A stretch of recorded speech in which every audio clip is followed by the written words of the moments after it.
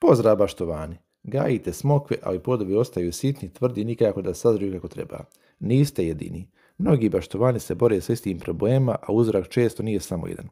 U ovome videu otkrivamo 5 najčešćih razloga zašto smokva ne daje kvalitetan rod i šta vi konkretno možete raditi spasiti sezonu.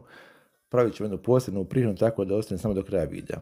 Na kraju videa ostavit ću link kako mi urezujemo naše smokve i kako mi pravimo sadnice iz naših smokava. Prvi problem je preopterećenost stabla plodovima.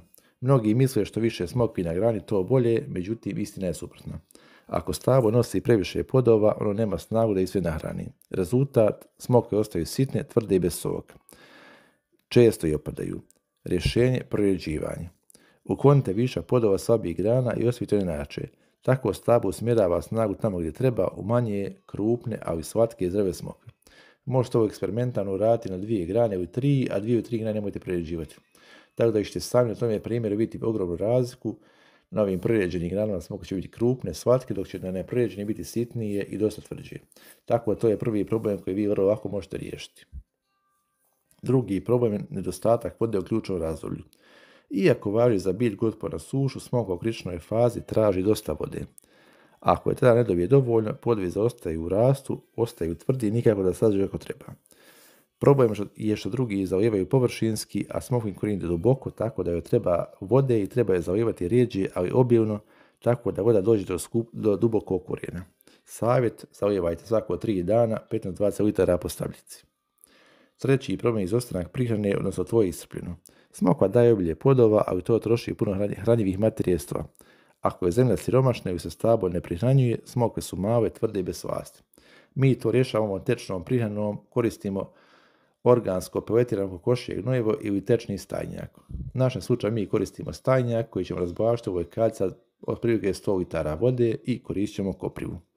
Vrlo jednostavan i vrlo lagan recept koji svi mogu napraviti. Ako nemate organski naš stajnjak, možete koristiti peletirani kokošji stajnjak, tako rješenje je potpuno isto.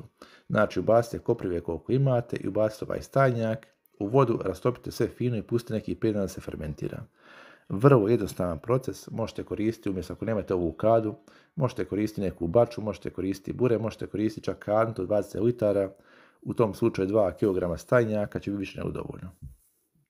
U ovom je slučaju prihrana se ne razblažuje, pošto je u pitanju smokva koja ima jako veliki dubok korijen, tako da bez problema može podnijeti neprorjeđenu prihranu. Ako s ovom prihranom prihranjujemo neke druge površne kulture, možemo razblažiti 10 litara vode, 2 litra ovoga napitka.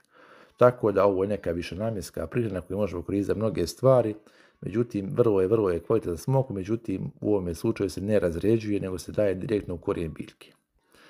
Četvrti problem je nedostatak sunca. Smokva je mediteranska biljka, voli puno direktnog sunca. Ako je posađena u sjeni kuće ili zida drugih staba, plodovi često ne sazriju kako treba, ostaju tvrdi bez ukusa. U našem primjeru smokva se mora boriti za svoje sunce, ali to jako dobro ide, tako da to nije neki problem. I peta stvar je štetočine i bolesti i ploda. Na prvi pogled smokva djeluje zdrava, međutim podložna nekim problema, poput smokvine osice, crva, lisne vaše i gljivičnih bolesti.